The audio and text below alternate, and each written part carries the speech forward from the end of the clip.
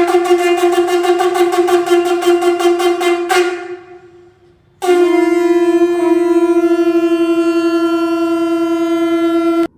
साथियों, मैं आप सभी का साथी विपिन मौर्य आपके इस अपने YouTube परिवार पे आपका हार्दिक स्वागत करते हैं। आज हम लोगों के बीच में हमारे एक प्रिय छात्र दीपू जी आपके सामने बैठे हुए हैं और ये जो है उत्तर प्रदेश पुलिस के बारे में कुछ जानकारी लेने के लिए उपस्थित हुए हैं। उत्तर प्रदेश पुलिस की वैकेंसी के बारे में, उसके पेपर के बारे में, उसमें क्या क्या आता है, क्या क्या सिलेबस है उसका, क्या क्या है उसके बारे में पूरी डिटेल में जानकारी लेने के लिए आज हमारे समक्ष आए हैं दीपू जी।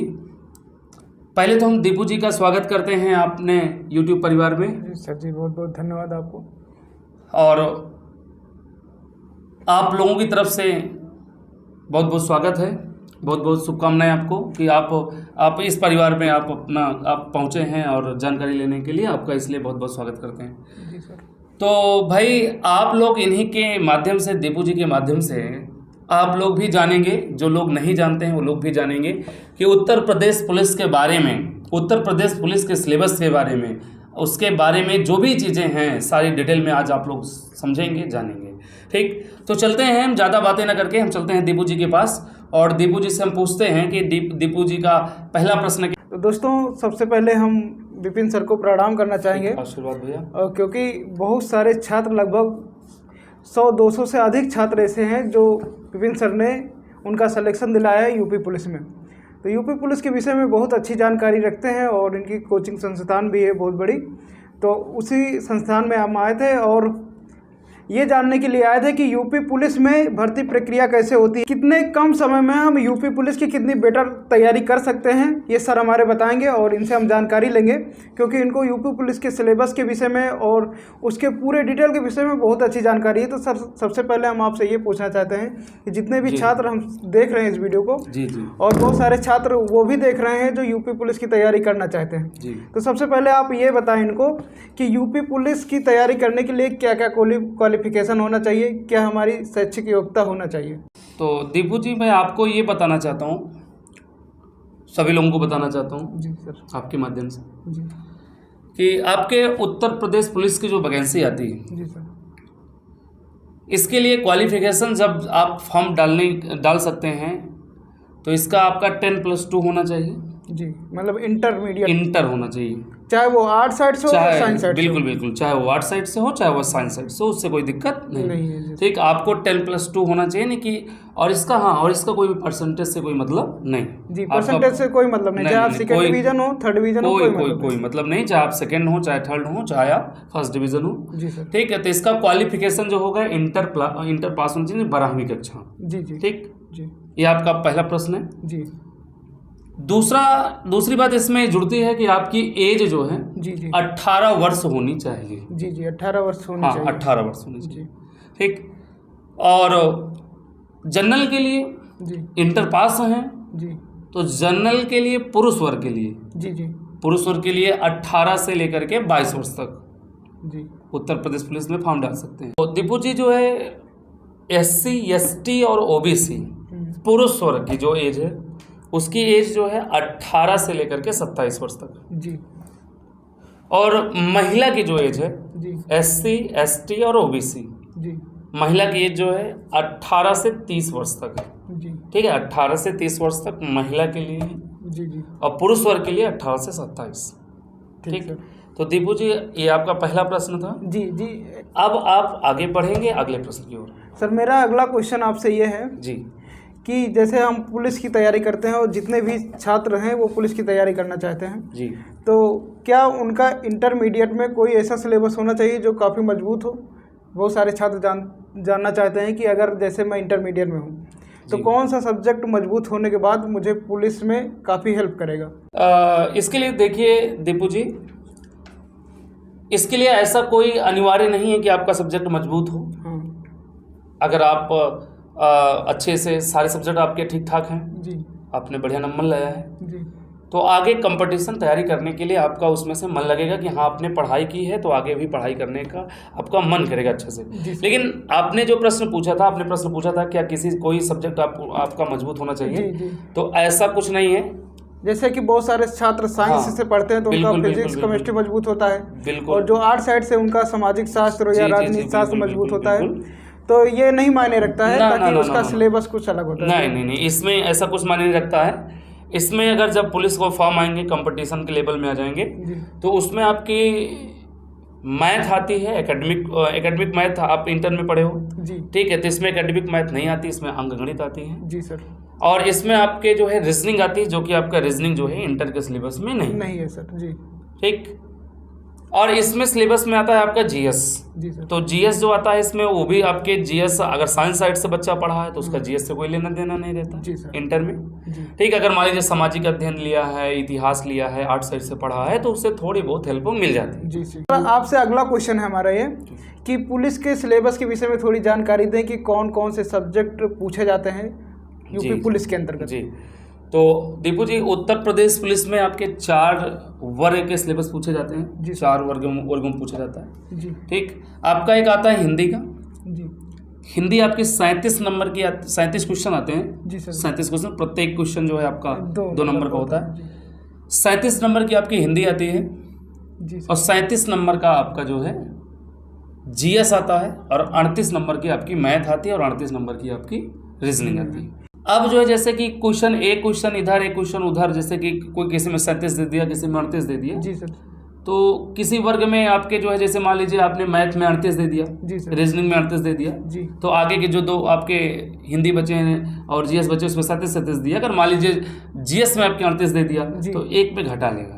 तो ये टोटल प्रश्न आपके 150 बनेंगे। जी। और प्रत्येक जो प्रश्न होगा जी वो 2 नंबर का होगा, और टोटल का आपका जो पूर्णांक होगा वो 300 नंबर का पूर्णांक होता है। जी सर। सर जी, जैसे जीएस के अंतर्गत कौन कौन से सब्जेक्ट जोड़े जाते हैं?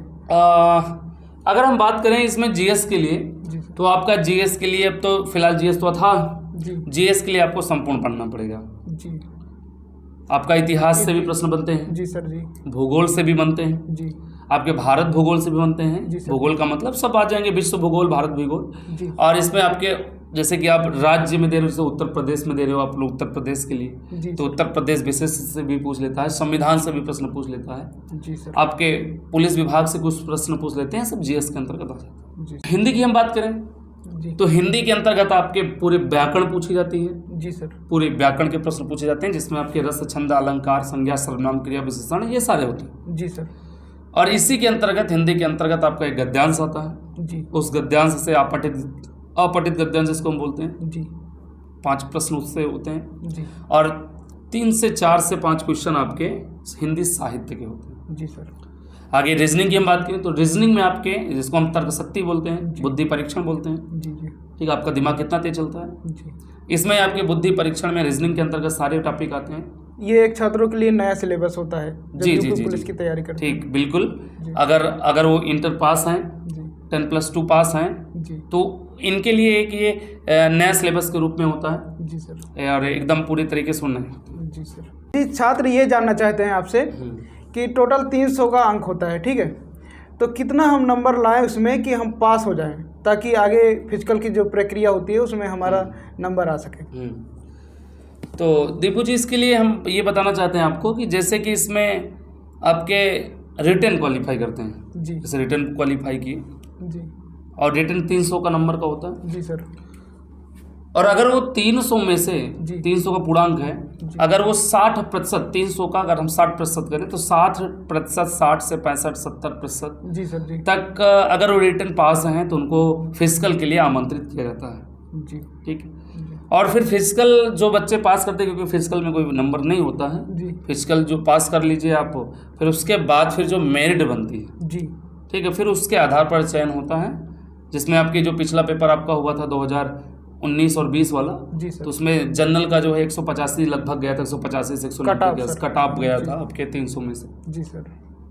और ऐसे ही आपका ओबीसी का आया था, ओबीसी का ऐसे ही लगभग 175 के आसपास आया था, 175 से 78 के आसपास। जर्नल का ओबीसी से कम होता है। हाँ, जनरल जो है थोड़ा अधिक होता है, हाँ, ओबीसी थोड़ा डाउन होता है, हल्का फुल्का जो है 2-4-10 नंबर इधर उधर फेर रहते हैं, और उसी से 10-12 नंबर आपके जो है SC ST में आ जाता है कम ज्यादा। ठीक है, तो आपका कहने का मतलब है कि अगर आप 100 नंबर का आपका पेपर है, या मान लीजिए उदाहरण के लिए, तो आपको 60% नंबर लाना है, और अगर आप 60%, 100 में से 60 सही करते हैं, 60-65 तक आप जाते हैं, तो आपको फिजिकल के लिए आमंत्रित किया जाता है। जी, फिर उसके बाद मेट बनती है। सर मेरा अगला क्वेश्चन आपसे ये है कि जैसे मेरी तैयारी मान लीजिए 0 है, ये मैं इंटर क्वालिफाई करके आया हूँ जी, तो अगर यूपी पुलिस की कम समय में लगभग 4 महीने या 5 महीने में तैयारी करना चाहूँ, तो क्या ऐसा कोई शार्ट तरीका है या कोई ऐसा तरीका है जो आप बताएं जो हमारे लिए काफ़ी हेल्पफुल हो और इतने कम समय में हम अच्छे से तैयारी कर पाएँ? ठीक है, इसके लिए भी तरीका है जी, लेकिन क्या दीपू जी आप ये चाहते हैं कि हम 4 महीने में या हम 3 महीने में जी सर तैयारी कर लें और तैयारी करके हम वर्दी धारण कर लें? जी सर, आप यही चाहते हैं? बहुत सारे बच्चे भी ऐसे यही चाहते हैं जी, बहुत सारे छात्र बहुत सारे बच्चे चाहते हैं, हमने जी, संस्थान में देखा है। जी, जी। ठीक, कि उत्तर प्रदेश पुलिस की जब वैकेंसी आती है दीपू जी, मैं आपको बताऊं कि उत्तर प्रदेश से जब वैकेंसी आती है तो भयंकर भीड़ हो जाती है, और वो 3 महीने 4 महीने के लिए तैयारी करना 3-4 महीने में, वैकेंसी के बाद लगभग 3-4 महीने टाइम मिलता ही है। 3-4 महीने मिलता जी। है, उसमें एकदम भयंकर भीड़ हो जाती है, और हम चाहते, वो बच्चे भी चाहते हैं 3-4 महीने में पुलिस बन जाए। हाँ जी सर, ऐसा हम भी चाहते हैं कि बन जाए, जी तो ऐसा संभव है। जी रायबरेली का एक मात्र संस्थान है श्री गुरुदेव इंस्टीट्यूट जो संभव कराता है। जी सर, जी बहुत सारे छात्र यहाँ से गए हैं। रायबरेली संस्थान, रायबरेली जिले का जी। श्री गुरुदेव इंस्टीट्यूट ऐसा संस्थान है जी सर, जी कि जो आपको 3 महीने 4 महीने में पुलिस बना देता है। जी सर, जी इंटर पास बच्चे हैं तो उनको पुलिस बनाने के लिए ये संस्थान से बढ़िया कोई संस्थान नहीं। रायबरेली जिले। जी सर, ठीक, और इसके लिए हम आपको बताएं, आप जैसे वैकेंसी आती है जी सर, आप निरंतर आ जाइए। जी ठीक, और लगातार कंटिन्यू आप क्लास करिए, जी सर, जितना पढ़ाया जाए। जी हमारे यहाँ जो योग्य टीमें हैं, जो टीम है, जितना पढ़ाया जाए, जितना हम लोग पढ़ाते हैं, जी सर, उतना जाकर के वो घर पे मन से तैयार करें। जितने 4 घंटे की अगर ऑफलाइन कक्षा है तो 4 घंटे वो जाकर के घर पे भी समय दें, 1 घंटे एक विषय में, जितना पढ़ाया जाए उतना खींच करके उसको तैयारी करें घर पे जी, और उसी से रिलेटेड आप वो प्रैक्टिस सेट लें, और उसी प्रैक्टिस सेट से वो प्रैक्टिस सॉल्व करें, निरंतर सॉल्व करें। तो मान के चलिए कि आपका लगभग 24 घंटे में 10 घंटे आपको तैयारी करना पड़ेगा, और आप निश्चित तौर पे 4 से 5 महीने में आप सिलेबस भी खत्म हो जाएगा और उत्तर प्रदेश पुलिस का, और 4 से 5 महीने में आप आपके वर्दी आप धारण कर सकते हैं। अगर मतलब इतने कम समय में आपको तैयारी करना है दोस्तों, तो लगभग काफ़ी 10 घंटे आपको पढ़ना पड़ेगा। जी जी बिल्कुल, लगातार आपको कड़ी मेहनत करनी पड़ेगी। बिल्कुल, और ऐसा संभव है कि हम 4 महीने में बिल्कुल 4 महीने में अपने लक्ष्य तक पहुंच सकते हैं। बिल्कुल बिल्कुल। सर अगला सवाल आपसे ये है मेरा कि बहुत सारे छात्र इसको लेकर के कंफ्यूज रहते हैं कि फिजिकल इसका बहुत टफ होता है, और उनके अंदर अगर थोड़ी सी भी कमी रहती है तो वो सोचते हैं कि हम इसकी तैयारी नहीं करेंगे, हो सकता है मैं बाहर हो जाऊं। तो थोड़ा हम फिजिकल के विषय में सर आपसे जानना चाहते हैं कि सबसे पहले आप ये बता दीजिए कि जैसे कि कोई पुरुष या लड़का आ रहा है तैयारी करने के लिए, तो सबसे पहले उसकी लंबाई को ध्यान में रखा जाता है, तो लंबाई उसकी कितनी होनी चाहिए? देखिए दीपू जी,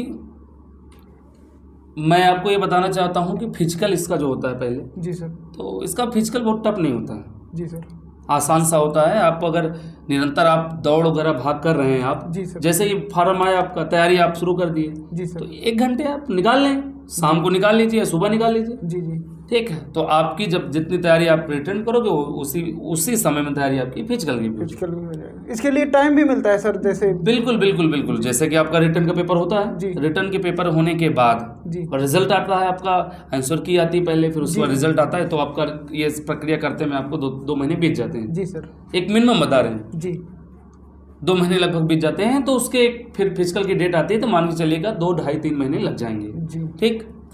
तो इसमें पहला प्रश्न है कि आपके फिजिकल के लिए जी, इसमें लंबाई कितनी होनी चाहिए? जी सर, तो मैं आपको बताना चाहता हूं कि इसमें आपके फिजिकल के लिए जी, पुरुष वर्ग के लिए जी, और जर्नल के लिए सर, हाँ, ओबीसी चाहे के वो लिए जनरल हो और एससी एसटी के लिए सबकी लंबाई अलग होती है। बिल्कुल बिल्कुल। अगर जनरल है जी सर। और ओबीसी और एससी, जी जनरल ओबीसी और एससी, जी। इनकी लंबाई 168 सेंटीमीटर होनी चाहिए जी मेल के लिए।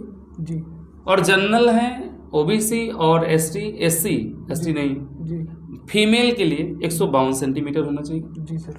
पुरुष वर्ग में इसी में जी 79 सेंटीमीटर उनका बिना फुलाए होना चाहिए सीना, जी। और फुला करके 5 सेंटीमीटर और बढ़ा दिया बढ़ जाएगा। जाता है 19.5। हाँ, जी सर। 5 सेंटीमीटर बढ़ा दिया जाता है। जी एसटी के लिए जी 100, पुरुष वर्ग के लिए एसटी के लिए 160 होनी चाहिए जी सर। लंबाई, जी और महिला के लिए 147 जी। एसटी के लिए। एसटी के लिए सर। जी जी।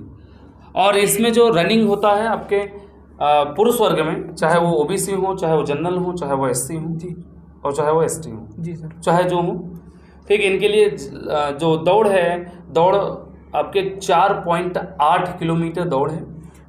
4.8। हाँ, 4.8 जी सर। किलोमीटर दौड़ है, और 25 मिनट का समय है। जी सर। जी, 25 मिनट का समय है। और महिला वर्ग की हम बात करें तो महिला वर्ग का है 2.4 जी किलोमीटर है, और इनका जो समय है 14 मिनट का समय इनको मिलता है। जी सर। ये महिला वर्ग के लिए। तो फिजिकल इसका जो है बहुत आसान होता है। आप अगर 3 महीने आप अगर फिजिकल ग्राउंड में आप करें हैं तो निश्चित तौर पे आपका ये फिजिकल निकल जाएगा। लगभग 25 मिनट में हम कहें कि 5 किलोमीटर 5 किलोमीटर आप एवरेज मान लेंगे 5 किलोमीटर। आपसे ये लास्ट क्वेश्चन है जो कि बहुत सारे छात्र सब लेकर के उत्साहित रहते हैं और ये जानने की कोशिश करते हैं, क्योंकि ये मेन पॉइंट है।